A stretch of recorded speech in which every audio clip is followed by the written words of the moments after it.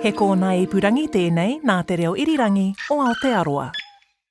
Kia ora, Claire here. Delighted to be able to give you some bonus Kākāpō content this week. If you haven't already listened to the episode, A Year of Mainland Kākāpō, then I recommend you pause this, listen to that, and then come back. If you've listened, well, in making that episode, I had a long chat with a member of Doc's Kākāpō recovery team about the Kākāpō and Maunga Tautari, but about other Kākāpō things too. Here's that interview. Tēnā koutou katoa, ko Andrew Digby ahau, ko te kaitohu tohu pūteo o Kākāpō me tākehei o te papa atawhai e mahi ana. So I'm Andrew Digby and I'm the science advisor for Kākāpō and tākehei at te papa atawhai, the Department of Conservation. And what I just realised when I was doing a bit of reading this morning is that you're actually double Dr Andrew Digby. So you've got a PhD in astronomy and conservation biology. Yeah, that's right. It makes me seem very indecisive, but yeah, I kind of switched careers later in life. Yeah, what a but combo. I'm still a bit of a nocturnal focus with Kākāpō and astronomy. But yeah, I was just thinking it must be amazing to be on those offshore predator-free islands where there's not much light pollution and you're looking for birds at night, but there's also heaps of stars in the sky. It must really tick all the boxes for you. Yeah, I've had some pretty amazing experiences, like on Anchor a couple of years ago, just out doing nest work in the Kākāpō breeding season. There was an aurora going. The stars were absolutely amazing. So it's like, yeah, that definitely ticked all the boxes. That was pretty cool. So you've been working with the Kākāpō recovery program for quite some time. How many years now? Yeah, so it's just over 10 years now with Kākāpō and Tākehei, yeah. And how many Kākāpō were there 10 years ago when you started? When I started, there was around about 125 Kākāpō, actually maybe slightly less than that. That was in the start of 2016. So yeah, so we're kind of just about doubled in that time. We've had these 3 really big breeding seasons, which has done wonders for the Kākāpō population. So what's the number that we're at now? So we're at 247 today.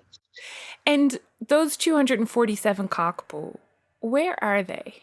So they're in a mix of places. The bulk of them are on our 2 main breeding islands of Whenua or Codfish Island, which is off the coast of Rakiura, Stewart Island, and on Anchor Island, which is in Dusky Sound. And we also have another southern breeding island of Te Kākāpō, which is Chalky Island. That's kind of a little bit further south down the coast. And that's quite a new breeding site for us. We have some Kākāpōs on Hoturu or Toi, so Little Barrier Island. And then we have a couple of other populations. So Pearl Island, which is down off the coast of Rakiura, right down the southern end near Port Pegasus. Also Maunga Tautari in the Waikato. And we have actually a new Kākāpō population on Coal Island, which is the southernmost island in Fiordland, right down at the far tip. And that was the most recent translocation, right? Was to Coal Island? Yeah, that was. Yeah, we've got 4 Kākāpō there. It's kind of a bit of a trial to try and see how they do there. And we're looking to, if that goes well, to release more Kākāpō there, hopefully next month. And I guess that's the stage you're at with some of these new locations that you're putting Kākāpō into. It's kind of trial. It's trial time. Yeah, it very much is. So we really have had this problem, this nice problem with Kākāpō, in that the population has grown very quickly, and it's growing quicker than we expected. We didn't expect to have so many big breeding seasons in succession. We had one in 2016, and then one in 2019, and then one in 2022, kind of all record breaking in their own way. So the population's grown very quickly. So we've rapidly run out of space, and those southern breeding islands, particularly of Whenua and Anchor Island, are full. So we've needed find new places to put Kākāpō. But the problem is that we kind of had run out of room. Like all the obvious sites for Kākāpō had been used, and the other ones were, ideally just not suitable. So we had to kind of look around and find what other places might be suitable. And Coal and Maunga Tautari are 2 of those sites. There's, I guess, not necessarily difficulties, but some complications with those sites. And so, yeah, that's why they hadn't been chosen before. But potentially, and they've got really good habitat for Kākāpō. So, yeah, we're keen to try them. But we have probably been forced into it a little bit earlier than we had expected initially because of this rapid expansion of the population. How much space does a Kākāpō need? Yeah, that's a really good question. And that's something that we're working out. Typically in some of the early habitat in like Fiordland and Rakiura, they might have had 50 hectares per individual. But we know that on some of our islands currently, like Whenua, they can get down to about 15 hectares per Kākāpō. So it kind of varies round about that, sort of round about 20 to 30 hectares per Kākāpō is what we think of, but it's very much habitat dependent. And when you run out of space, I mean, what happens? What do you push up against? Is it like the lack of food to share, or do they start squabbling, or, what's the issue when you've got too many Kākāpō in one place? It's both of those things. So one of the issues that we have is lack of suitable nesting habitat for females, or a sufficient habitat for them to be able to support offspring. So they need to be able to have enough rimu trees, for example, to be able to feed their young. And the other thing that happens is that the males fight. So when they're up at their display sites, at their track and bowl systems, they'll fight amongst each other. They will kill each other sometimes. So we want to make sure that doesn't happen too often. But we do have this issue that we don't actually know what's normal with Kākāpō very well. Like some of the best information that we have is from Richard Henry's writings, 140 years ago. So what he found in Fiordland. But otherwise, we have Kākāpō now in this kind of false situation on these often these offshore islands where Kākāpō didn't used to exist, and we just don't know really what are natural densities. So we're kind of feeling our way for a little bit.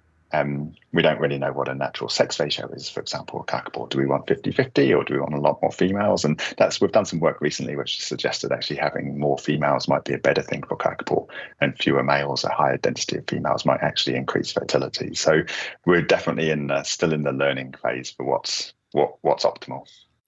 Right, and that that's a difficulty, right? Because you don't know what it should be, but we do know that Kākāpō once used to be widespread across Aotearoa, right?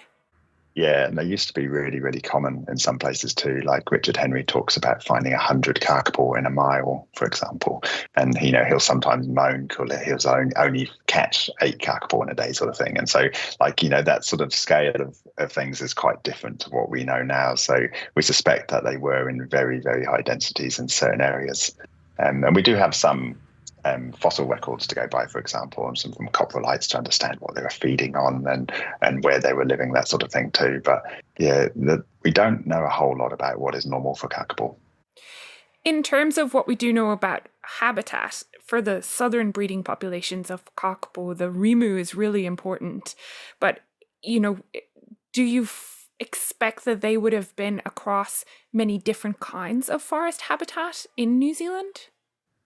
Yeah, we know that Kākāpō used to live right throughout the whole country from the north to the south. And rimu isn't found in a lot of those places, especially up north. And so we know that they must have been breeding in response to other species. So, for example, Mangatau, for example, in the Waikato, we know that Kākāpō used to live there. There is rimu there, but it's not anything like the densities you get in the south. So it's highly likely that they would have been breeding in response to other tree species. And the same within Fiordland, where there's vast amounts of beech forest, and the indications are that they were probably breeding in response to beech masts. They might have been using tussock as well, so tussock masts might have been important, but we just don't see that in modern Kākāpō. We've only ever seen them nesting in response to rimu. So that's a challenge for us, is to understand, we want to have Kākāpō in more places. We need them to be not just in the south of the south. We need to put them into other places and ultimately we want to restore them to the mainland, to where they used to be. So understanding this is quite important. Okay, so now I just want to narrow in to talk a little bit more about Mangatau, but I also wanted to ask you, Andrew, about the trial in Hoturo Toi, because it's, the opposite end of the country and a very different habitat. And so how has that been going? Because I know there's still some Kākāpō there, but a lot of them were moved back down south last year, right?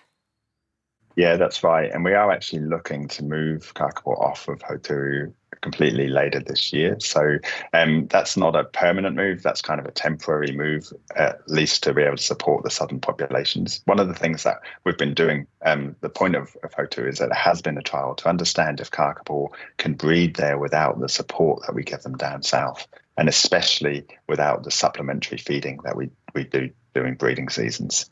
And what we've been able to establish since 2012 is that that's not really possible there. Their productivity is very low without that supplementary feeding. And we know with supplementary feeding, they can do okay there. They bred okay in the 1990s.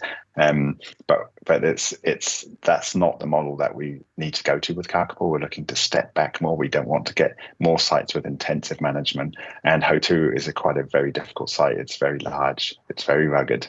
And so we can't really support intensive management there. So that's what we've been trying to do, is to understand whether that they can cope there and breed there well without intensive management. And the answer seems to be that they can't really breed very well. They can live perfectly well, and Hautu will remain to be a potentially important site for Kākāpō in the future. It's one of only 2 sites where stoats can't swim to, so for example, so it's a real good sort of safe spot for Kākāpō. But for the time being, we're going to return those breeding birds south so they can form part of the breeding population in south of New Zealand, and then contribute to the population that way. Because I guess this gets to the ultimate point, which is you're not just trying to find places where Kākāpō can be safe. You're trying to find places where Kākāpō can live and thrive and breed independently of this intensive management that's happening at the moment in the southern breeding sites. Exactly, that's right. That's the model that we really want to get to. So we kind of do these trials as a 2-step process, really. First of all, we'll put Kākāpō there to see if they can live okay and just actually survive and maintain a healthy weight, for example. And then the next stage is, will they actually breed there? And that's kind of the critical bit. And in future, we need more breeding sites for Kākāpō. That's what's important. There's probably quite a few sites where we can put Kākāpō and they will live there okay, but not necessarily breed. But it's the breeding sites is what we need. And so in terms of Sanctuary Mountain Maungatautari, where Kākāpō were translocated this time last year, late July 2023, that was kind of that first stage. So you're not looking at breeding, these guys, these male Kākāpō that you translocated in here, they're kind of not very important in terms of the breeding population. And it was the trial to see how they would get on in a fenced eco-sanctuary in the mainland. Yes, that's right. So I guess there was a number of kind of firsts there. One is moving them up to the mainland in the North Island as well. That was kind of quite a big step, and inside a fenced sanctuary. So that was key. And as I said earlier, we know that Kākāpō used to live there, but so it's just understanding can this modern population live there, and will they be able to sort of perhaps have some breeding behaviour, and then we'll have Kākāpō breeding there in future. So that's kind of the aims of the trial. But the first step is moving males there. And as you say, we tend to move the males, which have got a lower genetic value. They're not quite as critical as some of the other birds. And so we put them there to start off with to see how they do. How was the decision made to move them to Sanctuary Mountain Maungatautari? I mean, was it based on that, we've got so many Kākāpō and we need to try and find more space for them? Yeah, it was. It was quite a long process. We've been talking about moving Kākāpō there for at least 15 years. And so it's been a long time coming. It hasn't just been a snap decision. Maungatautari has some amazing forest habitat. It's incredible ecosystem up there. It kind of looks and feels like it's really, really good for Kākāpō. So, we know the forest health and since it's fenced and is, pest-free, that's ideal for Kākāpō in that respect. So that was kind of quite an easy decision from a habitat point of view. The tricky bits were A, the fence, and B, the breeding. There was Rimu there, but it's about 100th of the density on Whenua. So, it's likely that if they did breed, it would not be in response to Rimu in general, or maybe like 1 or 2 birds might pick up on a few Rimu trees, but it was understanding what they might breed in response to. So there were the 2 questions, the fence and the breeding. And the fence, it turns out, is a big question. And I know that there was some adjustments made to the fence before the birds were moved in, but there was also a trial with the birds down south and a fence to see how they would interact. Yeah, that's right. We actually had a few trials down on Whenua to understand Kākāpō in a fence space. We'd had Kākāpō in small enclosures before, but never anything on that scale with that type of fence. So we wanted to understand, would Kākāpō climb out of that fence, because these fence sanctuaries were designed to keep pest animals out. They weren't designed to keep anything in. So we'd never had this situation before of how to keep something in there. And they've actually been built to allow things to climb out. We want, say, for example, if a weasel gets in, we want it to be able to get out easily enough. So they were built with a hood on the outside, but not on the inside, for example. So they were the trials that we did, was to understand, could Kākāpō climb that fence? And if so, what would we do about it? And since the birds have moved to the sanctuary, there's been a number of incidents. Yeah, so the design we came up with actually was a baffle on the inside of the fence, like basically a tin barrier, and our trials showed that Kākāpō would not climb that barrier, so that's fine. We've actually done some trials recently, which we're pretty confident that Kākāpō are not actually climbing the fence. But what they seem to be doing is using vegetation to get over. And we have had some escapes. So we had the first escape in September last year, and I think we were up to 14 escapes since then. But that's from 6 individuals. So some of those are repeat offenders. And that has surprised us. We actually thought that some of the Kākāpō would not even encounter the fence necessarily. They would just live in their small area of the mountain. Like, this is a 3,000 hectare fence sanctuary. Is absolutely massive. It can fit 2 whenua hous inside of it. So, there wasn't that much reason to expect that they would spend a lot of time at the fence, but some of them certainly have been. They've been moving around quite a lot. So, yeah, there's been a few things that have surprised us. One is that they got out, and the other thing is just how much they've been moving around. Yeah, you must be tearing your hair out. Like, there's so much good forest. Just stay in the middle. Yeah, that's right. And some of them did, and then they kind of moved. And that's one of the things which is really interesting about this, is that, the movement patterns have been quite different to what we've known on other islands. And it's also shown up, some of the things we always think we know quite a lot about Kākāpō, but they always surprise us. Every time we do something a little bit different, there's always something. And this has been a real good learning experience for us. It's been absolutely fascinating to see what's been going on up there. And it's quite important because we want to increase Kākāpō habitat. We want to have them in more places around the motu. And so, this is it's a key learning experience. We could just, stuff Kākāpō onto whenua and Pukenui onto Anchor Island and just, leave them there and just let those populations grow and grow and grow. But, we really need to branch out and take a few risks and make a few moves like this to understand more about what Kākāpō need and where they can live. And I guess a thing that you can't know for certain, but it would be really nice to be able to ask the Kākāpō is why? Why are they roaming so much, and why are they, using, as you say, using the vegetation to get over the fence? Like, why are they leaving or trying to leave this area? Yeah, that's a really good question. And I think this has thrown up 2 things for us. One is the how are they getting out? And the other thing, as you mentioned, is the why are they getting out? And it's the why for me that's most important and most interesting. And when you're up there and you see this beautiful forest, and then there's a fence, and outside it is just grass. It's like, as a Kākāpō, why would you do that? And that's one of the things that we've been working to understand. And one advantage that we have had is that we've had GPS trackers on these Kākāpō, so we can get really good movement patterns. And so I'm still in the process of analysing those data to try and understand what's going on, exactly how they're moving, what are they selecting for. There definitely does seem to be some sort of temporal aspect to it. So they're not all just moving all the time. They're kind of at certain times of the year, it seems like they're moving more. So it may be some sort of breeding behavior which is triggering them to do that.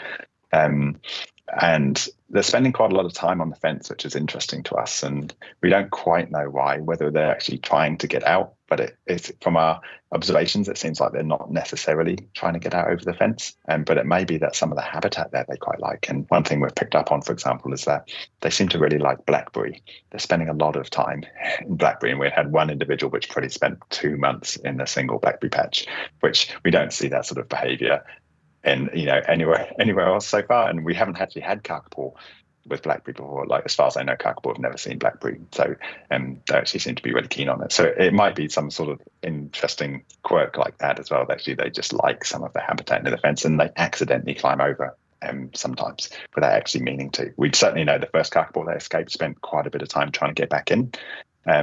So that was interesting. But other birds that have escaped have kind of made a beeline and headed straight away from the sanctuary too. So yeah, there's not a clear, consistent picture. The blackberry, was that during the time when the blackberries were fruiting? Interestingly, it wasn't. So yeah, it was kind of October, November time. So maybe they're eating the shoots or something. Yeah, it's we do know that they have been eating the fruit, and one thing that we're working on is doing some diet analysis as well to understand about what the birds up there are eating. But the blackberry is definitely an attractant. That's funny, isn't it? It's like all of this. It's a bold new world for the Kākāpō, like fences and blackberries and different things that they're coming across. Yeah, there's these exotic species. You get some grasses and that around the fence too, which is a greater mix of vegetation at the fence line than you get further inside the forest too. So maybe that's an issue, something as well that they're just picking up on. And we know that, for example, Kākāpō do feed on grasses, so maybe they're trying out some of those foods too. And yeah, maybe they prefer that sort of that edge habitat, which is not what we've seen elsewhere. But then we've never really had Kākāpō in this sort of situation before. You mentioned the GPS tags there. So these are new tags that you're putting on them so that you can get kind of more specific location data? Yeah, that's right. So one of the things that we've actually been trialing for a number of years now is GPS to get quite accurate location information. We have been trialing GPS where it's not a remote download GPS. You have to catch the Kākāpō to get the data back. So that's what we've been using, and that's where we've been getting this information from. And that's been really useful on other Kākāpō islands and at Mangatautari too, to understand, because Kākāpō are really hard to track. They're really hard to follow. And so previous studies have tried to look at Kākāpō using radio telemetry. So someone walking around with an aerial at night trying to triangulate where the Kākāpō is, it's very difficult. But with GPS, you can get accuracy within 10, 20 meters or something. You can do that many, many times a night. And it's showing us some fascinating behavior. And it's showing us a lot of stuff that we never knew was happening before. So we've had Kākāpō, going to places and moving around a lot more than we thought they were actually doing. We just didn't know. So the GPS has provided some real interesting insights into Kākāpō behaviour, both on the islands and at Mangatautari too. Sorry, just to clarify, Andrew, so these are GPS where you do have to catch the bird and then download the data?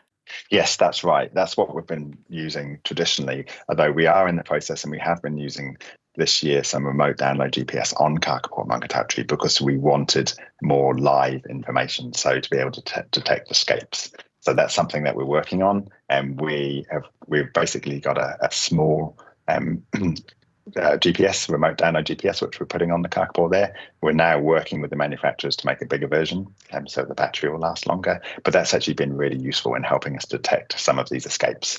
It's basically just works through the cell phone networks or Kākāpō escapes, and it will send a signal, and we can see a near live map of where it is, and then go and retrieve it. Right, because I read this in the May 2024 newsletter, and that there was a recent escapee, and basically you just kind of check the GPS and you're like, oh, we'll go and pick him up. Yeah, that's right. And some of these tags, they have like a geofence option as well, where you can get an alert basically when the GPS tag moves out of certain areas. So it's ideal for this sort of thing. We haven't had to use this in other sites before because they've been on islands with sea around them and they can't escape. And also where there's no 4G signal, no cell phone signal as well. But at Mangatautari, it's been sort of pushing us to investigate some of the other uses for this sort of technology, and that's been really, really helpful here. So what's next in terms of the trials and investigation in Sanctuary Mountain Mangatautari? Because I know a lot of the birds now have been translocated away. There's still 4 birds that are there, and what are the next steps to kind of learn more? Yeah, so there's actually now 3 birds there. We actually moved one off last month in June. So we have 3 individuals left. The others have all gone south. And the reason for that is because just to make them monitoring a bit more manageable. With 10 birds up there like we originally had, that's a lot of work to try and keep tabs on all of them.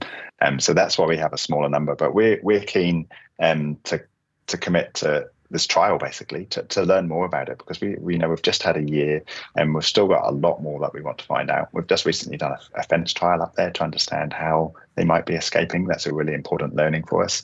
We really want to try and look what happens over time. Maybe these birds will settle down a lot more with time, or maybe they will continue to have these seasonal movements. So yeah, that's kind of really important information that we want to learn, plus, what they're eating and how they go in general within a fence sanctuary, because the fence sanctuaries are important for Kākāpō, and they could still play a pretty important role into the future. So we really want to understand, how they can support a Kākāpō population and how Kākāpō do at Mangatautari too. So yeah, we're committed to continuing this trial just with a smaller number of individuals. So who are the individuals that remain there? We have Bunker, Taetanga, and Tautahi.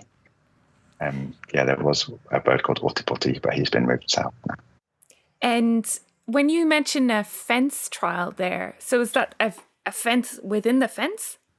Yeah, that's right. So we set up a fence within the fence, mocking up the real fence, and we had like someone observing, we had cameras on to see how they would get out. We're actually still in the process of analysing those results at the moment, but early indications are is that they do not climb the fence, but they're potentially using vegetation to get out over the fence. And, there's been a lot of work done up there to try and trim back that vegetation to make it so that the Kākāpō have fewer options to do that. But it's a very long fence and very quickly up there too. So that's, definitely an ongoing challenge. Right. So they've been clearing kind of inside the fence to make sure there's nothing overhanging. But as you say, big fenced area, lots of vegetation. Yes, that's right. Yeah, so it seems like they might be using vegetation to get up onto the hood of the fence, potentially. Sometimes they might possibly be using like a bridge to get over, so from a tree outside the fence to a tree inside the fence, for example. And the team up there have been working really hard to reduce those opportunities. And we have had, a lot fewer escapes in recent months, and so we're hopeful that they'll settle down. And what I ideally would love to happen is the Kākāpō just to settle down in their 20 to 30 hectare home range away from the fence and just happily live there and not test out the fence too often. So it's still very much, we've still got a lot to learn, and we're still really keen to understand more. And so our plan is to keep them there. And a bit of supplementary feeding now as well to kind of encourage them to stay within the fence? Yeah, that's right. So that's kind of a temporary measure. We don't want this to be an intensively managed site. So we don't want to do supplementary feeding in the long term, but this is to help anchor them. And certainly, at least for one of the individuals, that does seem to be working quite well. He's set up quite a long way, right up near the summit, actually. And so, he's quite settled there. So that's something that would then hopefully wean the birds off over time. And so we don't want to permanently supplementary feed them, but that's just to try and keep them in one spot for a little while. And as you say, it's, early days, it's a year in. Does the hope still exist that there could be a breeding population within a fenced eco-sanctuary? Yeah, we would like that. Yes, we think fenced sanctuaries still have a role to play. There's the goal of predator-free 2050 and having vast areas unfenced, but I think fenced sanctuaries have got an important, at least interim role in that. And one of the issues that we have with Kākāpō is that they need quite a lot of space. So a lot of the fenced sanctuaries, say for example, Zealandia, an amazing fenced sanctuary, but it's too small to keep a population of Kākāpō. You could only really get a few Kākāpō there, and it's not a viable population. But with Mangatautari, it's so big that you could easily have a breeding population of Kākāpō there in terms of space. So if we can keep them in, and if they show signs of breeding behaviour, then it's certainly potential. And any other large fenced sanctuary as well, as long as it's big enough. We could have Kākāpō there.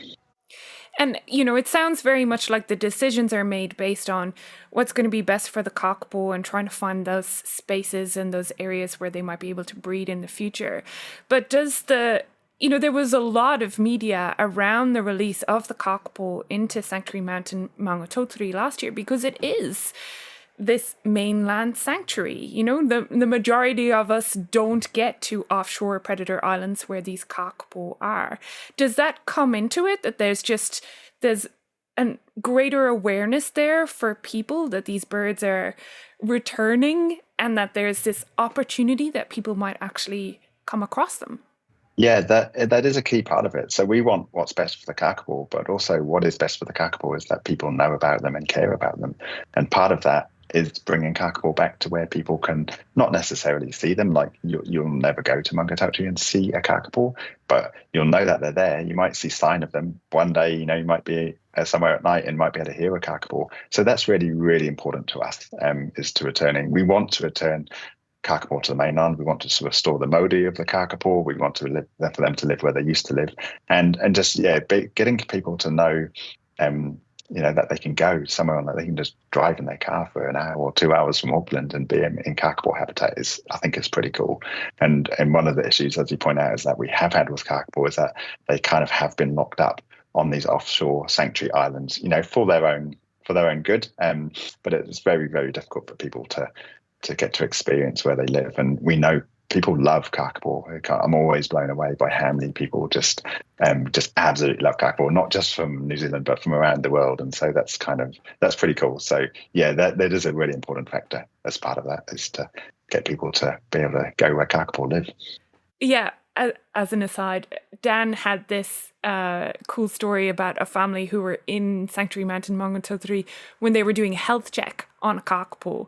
So they were just strolling along the path, and then all of a sudden they came across and they were able to see this Kākāpō in the sanctuary, like right there in front of them. Yeah, which would be an amazing experience if we were just going for a stroll. It's pretty cool. Yeah. Yeah, that's fantastic. And you never know what those sort of things can trigger as well, especially in kids too. And one of the things that really struck me is when we released Kākāpō there last July, we had quite a crowd of people for the release. We had a lot of school children there, so local iwi, local school children.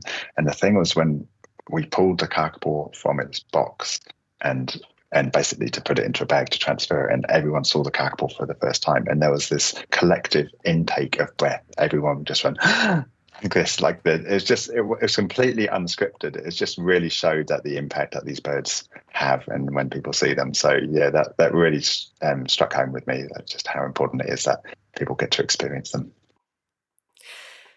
So we've been talking a lot about spaces for breeding populations. When is the next breeding season predicted to be? Good question.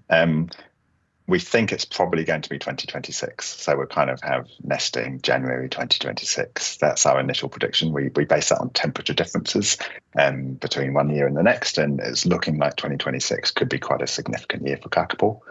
There's a very small chance that Kākāpō could breed on whenua next year, but if they do, it would be a very small scale, maybe just a few individuals.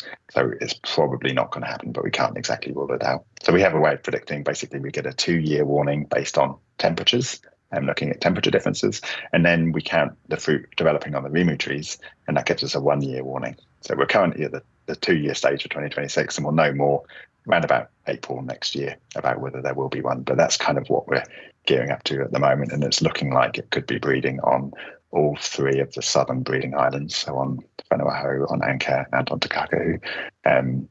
So yeah, it could be a very potentially big year, and it's exciting for us. It's exciting for a couple of reasons. One is we make more Kākāpō. That's cool. For me, the most exciting thing is what we learn and how we develop our management. So we're on a real mission to try and step back and make Kākāpō management less intensive. They're one of the most intensively managed species in the world. We don't want that. We want them just to be living as naturally as possible. And those breeding seasons give us a real chance to do that. So we've got a few ideas of how to step back even more next time. And just leave them to do their own thing a bit, which is risky. But as the population grows, we're able to take more risks like that. And we need to, because we've got more Kākāpō to manage. And we haven't got, our number of people doesn't increase in line with the number of Kākāpō to manage. So we need to put less effort per bird. And so that's one thing that we're working on. And we rely pretty heavily on the technology to help us to do that. So in between now and that predicted large breeding season in 2026, because this is, you predict the breeding season based on the rimu mast, so when the rimu trees are going to fruit, and if you've got a big mast, then you have a big breeding season, right? Yeah, that's right. So we don't know for sure that it's going to be a big mast in 2026 yet. We know there's a big temperature difference. There's not necessarily a direct correlation between a big temperature difference and a big mast, but we suspect it might be, and we will know more next year about how big that mast will be. So we will count the fruit on the trees developing next March. So by April we should know. But it will be a 4-year gap between breeding seasons if it's 2026, which is quite unusual. So yeah, they'll kind of be due for breeding. They should be ready. Can you just explain the temperature difference that you were saying? Now you're looking at the temperature difference? We look at the temperature difference between, say, summer 1 and summer 2. If summer 2 is quite a lot colder than summer 1, then in summer 4, we'll have a rimu mast. So it's like a 4-year cycle. And so, for example, in this year, in 2024, we had quite a cold summer, whereas in 2023, we had a hot summer. So we've gone from hot to cold, and it means 2 years later, which is 2026, we expect a rimu mast. So that's kind of the model that we've come up with. And it's worked actually remarkably well throughout the sites that we have. And so that's how we predict get a 2-year heads up, which is really good actually, because when you have a species which doesn't breed every year, it's really useful to be able to predict when it does breed. And so, for example, accounting cycles, financial cycles work on an annual basis, but Kākāpō don't do that, which makes things a bit tricky. So yeah, at least being able to know in advance when we think they will breed is really useful. And between now and then, what is the Kākāpō recovery team busy doing? Yeah, so we're doing lots of planning ahead. So actually breeding seasons come around quite quickly. So that's actually quite a year-long process. So we actually will start the breeding season next August if they are going to breed in 2026. So in August 2025, we'll start to go out to the island, start to feed the Kākāpō to get them in good breeding condition. So that's we're planning towards that. At the moment, we're transferring Kākāpō between sites. So we have quite a lot of movement of Kākāpō to balance up the populations from a numbers point of view to make sure we have the right numbers on each island, but also from a genetic point of view to make sure we have the right genetic mix on each island. So that's going on at the moment. So we're doing quite a lot. I think we're moving something around about 65 to 69 Kākāpō over sort of a couple of years between the different sites. We're also rolling out a new transmitter system at the moment right now. So we've got new transmitters which have been designed by Department of Conservation's electronics team. So that's brand new. That will enable us to do be more hands-off, basically, to have to catch Kākāpō less often. Currently, we have to catch them once per year, but with the new transmitters, we can perhaps catch them as little as once every 3 or maybe even 4 years. We can turn them on and off remotely. There's a lot of really cool tech in there. So that's being rolled out at the moment too. So yeah, we're planning ahead for that breeding season. Doing quite a lot of analysis to try and understand the data that we have and things like Māngatautari, rolling out the new electronics. And yeah, so we're actually pretty flat out. Plus we've got a new site at Cole as well. So there's other new population as well, which we're looking at. And we're hopefully going to be releasing more Kākāpō onto that site in August or September. Yeah, it strikes me that it's just like, it's a rolling, changing challenge. Like since you've been on board, across the 10 years, you've had those wonderful 3 big breeding seasons. But that changes the game and you're just, continuing to adapt and change. How do you find that? What does it feel like to be dealing with this new challenge? Yeah, it's fascinating actually just how much it changes. So when I came in 10 years ago, the process looked very different. My first breeding season, I went straight into a breeding season. We had 6 Kākāpō chicks that year, and that was kind of like pretty decent. And then later on, we were looking at breeding season where we had 73 just a few years later. So the scale has changed massively, and our reliance on the technology and the stepping back is something that's really changed. We're definitely going through a change in Kākāpō management at the moment. We're entering a new epoch of Kākāpō management. Since the late 90s, it's been this 20 years of intensive management, real hands-on, trying to make as many Kākāpō as possible. And now we're shifting more towards how can we not necessarily make as many, but we want to keep the productivity up, but we want to do it in a less intensive way. We're also a little bit mindful as well about what sort of Kākāpō we're making, the quality of the Kākāpō. And we know there's some indications, for example, that hand rearing of Kākāpō might reduce the fertility of the males. And so that sort of thing, trying to be as natural as possible, trying to let eggs hatch in nests as much as we can, trying to let mothers raise their own young as much as we can. So trying to put things back to a more natural state as much as possible, whilst still remembering that there are critically endangered species. There's only 247 left on the planet, so we can't go too far. So it's trying to strike that balance, which is actually really exciting, and it's quite cool to be able to do that with the use of the technology. Without the technology, it would be very, very hard to manage that process of stepping back and becoming less intensive. Yeah, and things like Sanctuary Mountain Māngatautari trial, it strikes me that, there has to be that kind of intense watching and management in these initial years, but with the hope of at some stage you've learned all the lessons and then you're able to be hands off and the Kākāpō just do their own thing. Yeah, exactly. That's totally it. We have to, when we do anything new, we have to monitor closely, like for the Kākāpō's sake, we don't want them to come to any harm, but also for the learning too. We want to learn as much as possible, but we cannot keep that intensity up. We don't want intensively managed Kākāpō populations. The new ones, we want to be less intensively managed than the main ones that we have down south on Penuaho and Anchor. So yeah, it's just about striking that balance. And, I'm kind of looking forward to the next stage of, one day we will release Kākāpō without transmitters on. Every single Kākāpō at the moment wears a transmitter. Every single Kākāpō has a name, but I can't wait till we have Kākāpō out there without names and without transmitters on, just doing their thing, and we don't really know where they are. That would be fantastic. So that's the dream for me. That is a great dream. That is a great dream. For somebody who's been working with them for a decade, and, you know, like we've talked about, the majority of us never get to see a Kākāpō. What are they like? What's it like working with them? They're kind of otherworldly. They really are. They really are a special bird. You know, I mean, they are a bird, but they're not a bird really. They're like a pretend bird. They're much more of a mammal than a bird in pretty much every way. But yeah, to be able to see them in their natural habitat is so special. Every time it never gets tiring. You know, every time you see one, it's always a special moment. And they have such characters as well. They really are different. Each individual is different. You really notice it with Kākāpō. Maybe that's a result of us having so few of them, and maybe it's, you know, true for a lot of species. But yeah, you really do notice that. And yeah, to see a Kākāpō just walking off into the bush or walking on a branch sort of thing, amazing camouflage, that wonderful smell that they have. And just their kind of the way that they walk, the way that they climb. Yeah, they're really very, very unusual birds. So yeah, it's kind of easy to fall in love with them. Plus, as a scientist, you know, they're so unusual. They do everything differently. Every time we study something about Kākāpō, they don't follow the rule book. They do everything different from other birds. So yeah, that's absolutely fascinating. That was Doc Kākāpō Recovery Team member Dr Andrew Digby. Sound engineering is by William Saunders, and this was made with recording assistance from Otago Access Radio. Catch you next week. Kia pai te wiki.